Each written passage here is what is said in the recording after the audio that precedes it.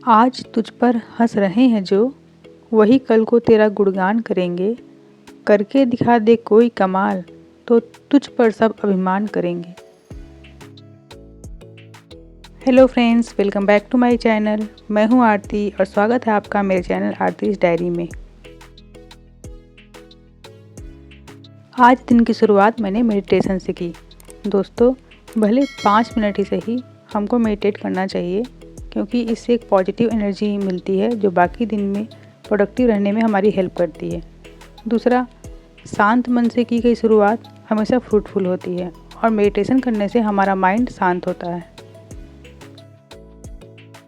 अगर आप बिगिनर हैं और आप समझ नहीं पाते कैसे मेडिटेट करें या अपने ध्यान को आप केंद्रित नहीं कर पाते हैं, तो बस सिंपली आँख बंद करके बैठ जाइए और अपनी ब्रीदिंग पर ध्यान लगाइए।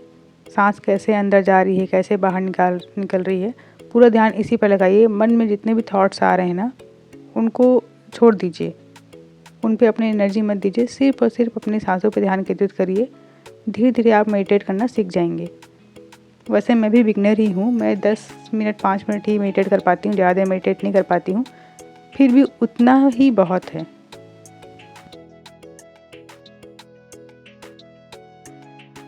ये ज़रूरी नहीं है कि मॉर्निंग में उठ कर ही मेडिटेशन किया जाए। आपको जब भी लगे कि आपका मन अशांत है, आपको चीज़ें समझ में नहीं आ रही हैं, तो आप शांत मन से बैठ जाइए और अपने सांसों पर ध्यान केंद्रित करिए। 5-10 मिनट में ही आप बहुत ही हल्का महसूस करने लगेंगे और धीरे धीरे आपकी ये आदत बन जाएगी। 10 मिनट्स मेडिटेशन, 10 मिनट्स अनुलोम विलोम और 10 मिनट्स कपालभाति। बस हो गई दिन की पॉजिटिव शुरुआत। एक बार ट्राई करके देखिएगा, आपको बहुत ही अच्छा लगेगा।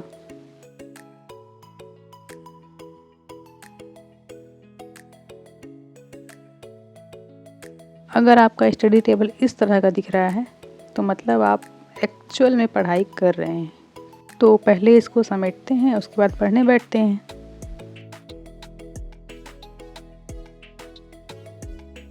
तो सबसे पहले एज़ यूजुअल मैंने अपना ग्रेटिट्यूड जर्नल फिल किया और डेली डायरी मेंटेन की जो मैं डेली करती हूँ, उसके बाद मैं CGGS पढ़ूँगी। अपना टाइमर ऑन कर लेती हूँ। अभी बज रहे हैं दिन के 11। मैं 1 घंटा CGGS पढ़ूँगी, उसके बाद ब्रेक लूँगी और ब्रेक के बाद फिर मैं लंच प्रिपेयर करूँगी।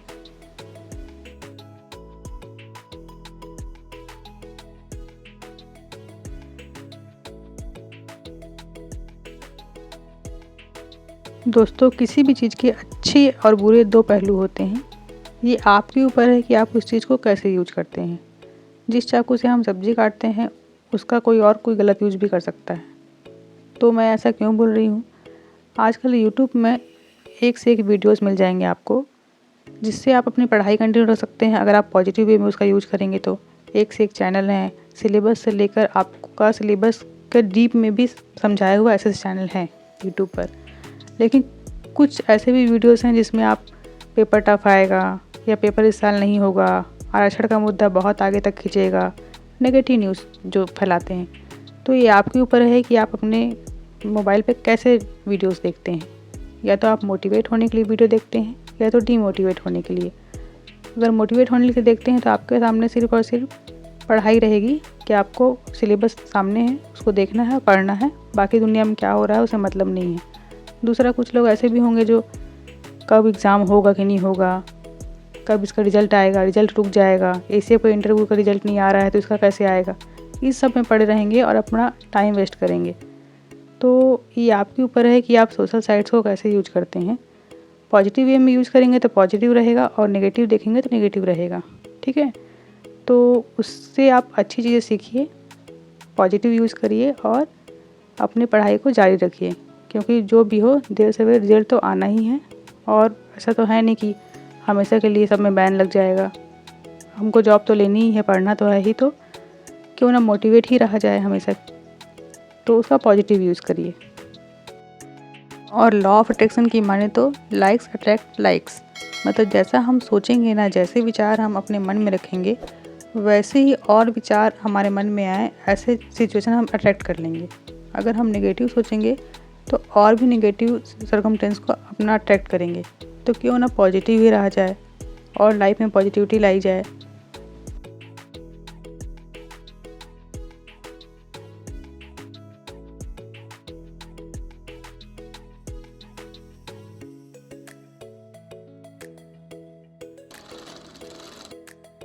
एक बहुत ही लंबे ब्रेक के बाद मैं फिर से आ गई हूँ पढ़ने के लिए। और 555 अगेन पॉजिटिव नंबर। तो पॉजिटिविटी के साथ आप अपनी पढ़ाई स्टार्ट करते हैं। मैं अभी CGGS ही पढ़ रही हूँ। CGGS में मैं नगरी निकाय पढ़ूँगी। इसको एक बार रीड की थी मैं, दोबारा एक बार और रीड करूँगी ताकि मेरा कॉन्सेप्ट बार बार पढ़ने से क्लियर होता रहे।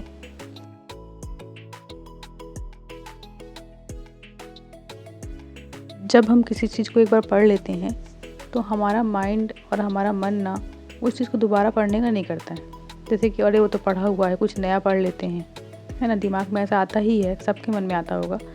लेकिन ये बात भी सच है, एग्ज़ाम हॉल में ना पढ़ा हुआ आए और ना बने तो उतना दुख नहीं होता जितना कि पढ़ा हुआ आए और याद ना आए और नहीं बना हो तो बहुत दुख होता है। कि मतलब इसको कहीं पढ़ें याद आ रहा है लेकिन उसका सटीक याद नहीं आ रहा है क्योंकि रिवीजन नहीं हुआ है।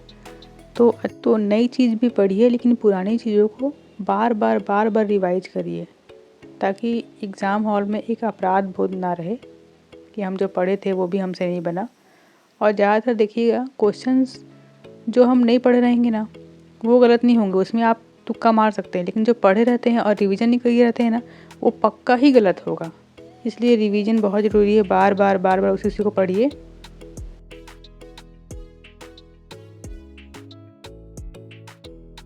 CGGS के लिए मैं हरिराम पटेल को फॉलो करती हूँ। अभी मेरे पास लेटेस्ट एडिशन है। अगर आपके पास लेटेस्ट एडिशन नहीं भी है ना तो भी आप उसको फॉलो कर सकते हैं क्योंकि हरिराम पटेल हर साल 2 या 3 बार अपनी बुक अपडेट कर देता है। तो हम कितनी बार उसकी बुक को खरीदेंगे। अगर आपके पास लास्ट 2 या 3 एडिशन है ना तो आप उसमें सिर्फ और सिर्फ इकोनॉमिक सर्वे और करंट अफेयर्स अपडेट कर लीजिए, बाकी वही चल जाएगी। क्योंकि वो अपडेट किया भी होगा तो लेटेस्ट जो क्वेश्चन आए होंगे ना उसको ऐड किया होगा। तो जो हाल ही में क्वेश्चन आए हुए हैं वो तो रिपीट होंगे नहीं, इसलिए आपकी पुरानी बुक भी चल जाएगी। बस उसमें आप करंट अफेयर्स और इकोनॉमिक सर्वे को अलग से ऐड कर लीजिएगा।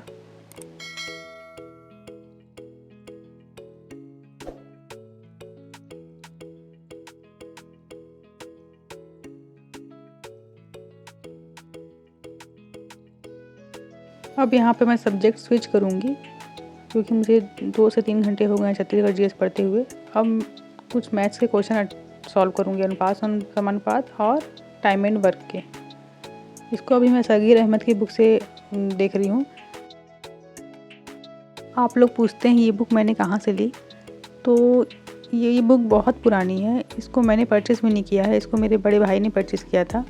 तो मुझे अभी ऑफ़लाइन कहाँ मिलेगी मुझे पता नहीं, कौन से दुकान में मिलेगी। हाँ, लेकिन मैंने ऑनलाइन सर्च किया ना तो इसका ऑनलाइन अभी मिल जाएगा। इसको आप गूगल में सर्च करेंगे ना तो आपको अमेज़न या फ्लिपकार्ट में ये बुक मिल जाएगी। आप एक बार सर्च कर लीजिएगा। इसकी लिंक भी मैं डिस्क्रिप्शन में दे दूँगी जहाँ से आप इसको परचेज़ कर सकते हैं।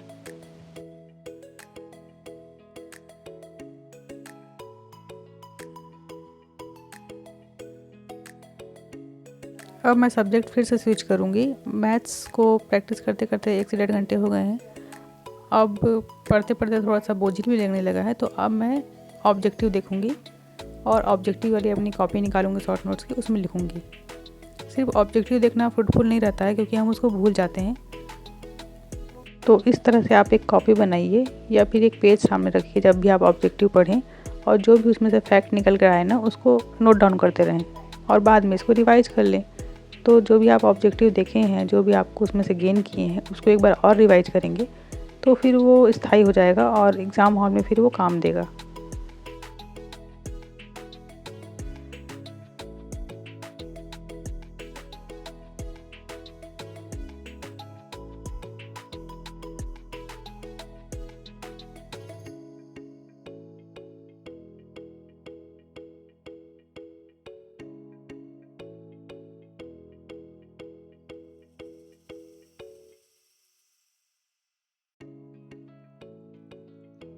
इसका एक दूसरा तरीका भी है। अगर आप पेन से लिखना आपको बोझिल लग रहा है या आप हमेशा ट्रैवल करते हैं या बाहर रहते हैं तब ऑब्जेक्टिव देखते हैं, तो आप उसका स्क्रीनशॉट लेते चलिए। मतलब जो भी आपको लगे कि ये फैक्ट आपने कभी बुक में नहीं पढ़ा है या ये एक्स्ट्रा है, कुछ नई चीज़ें मिल रही हैं, तो उसका आप स्क्रीनशॉट ले लीजिए और उस स्क्रीनशॉट को फिर बाद में रिवाइज करिए। या तो आप उसको इमेज से भी रिवाइज कर सकते हैं या तो फिर कट कॉपी करके PDF बनाकर प्रिंट आउट निकाल के उसको रिवाइज कर सकते हैं।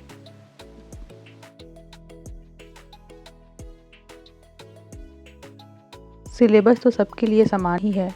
उसी सिलेबस को पढ़कर कोई टॉप करता है और किसी को पोस्ट भी नहीं मिलती, तो कोई अंतर रहता होगा उनकी पढ़ाई में और हमारी पढ़ाई में।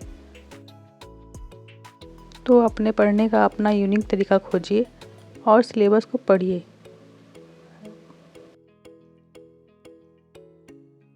अभी तो CGPSC का पैटर्न चेंज हो गया है, थोड़े डीप क्वेश्चन आ रहे हैं। लेकिन पहले मैं कैसे करती थी, पहले मैं ना सिलेबस उठाती थी और फिर बुक देखती थी कि कौन सी बुक में वो पूरा सिलेबस कवर है और मुझे कहाँ कहाँ से पढ़ना है। पूरा एक लिस्ट बनती थी और उसके बाद मेरा टारगेट यही रहता था कि इस बुक को पूरा मुझे रट डालना है, ना इधर ना उधर। मैं ज़्यादातर ना यूट्यूब से भी नहीं पढ़ती थी पहले, और दूसरा चीज़ जैसे मैं यूट्यूब से पढ़ती भी थी तो उसका स्क्रीनशॉट लेती थी। और जब मैं एग्ज़ाम हॉल में जाती थी ना एग्ज़ाम देने, तो जो वो ड्यूरेशन होता है ना, जब हम 1 घंटे पहले पहुंचते हैं या ट्रैवल टाइम, उस टाइम में फिर उस स्क्रीनशॉट को देखती थी मैंने क्या क्या रिवाइज़ किया है, क्या क्या पढ़ा है। तो इस तरीके से मेरा ये अपना तरीका है पढ़ने का। अभी भी मैं ऐसे ही करती हूँ, पहले बुक डिसाइड कर लेती हूँ किस बुक से पढ़ना है। लेकिन हाँ, अब थोड़े क्वेश्चन डीप में आ रहे हैं, कूट में आ रहे हैं, तो ऑब्जेक्टिव प्रैक्टिस करना, मॉक टेस्ट देना, यूट्यूब में वीडियोस देखना, ये सब एक्स्ट्रा ऐड हो गया है मेरी पढ़ाई में। वरना पहले मैं सिर्फ और सिर्फ बुक पे ही डिपेंड रहती थी।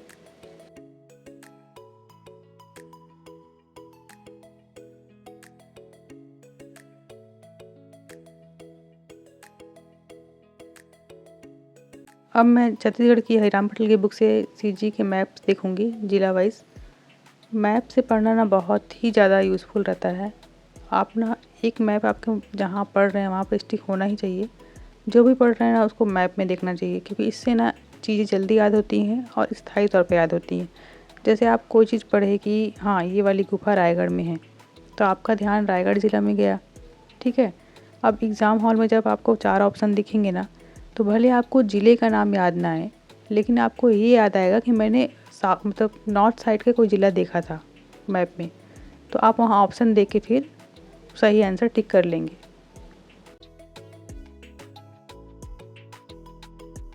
चाहे आप हिस्ट्री पढ़ें या भूगोल पढ़ें, नदियाँ पढ़ें, खनिज, पर्यटन स्थल, कुछ भी चीज़, कोई भी छत्तीसगढ़ का टॉपिक पढ़ें, आपको मैप से ही पढ़ना चाहिए, क्योंकि मैप ना हर जगह यूज होता है।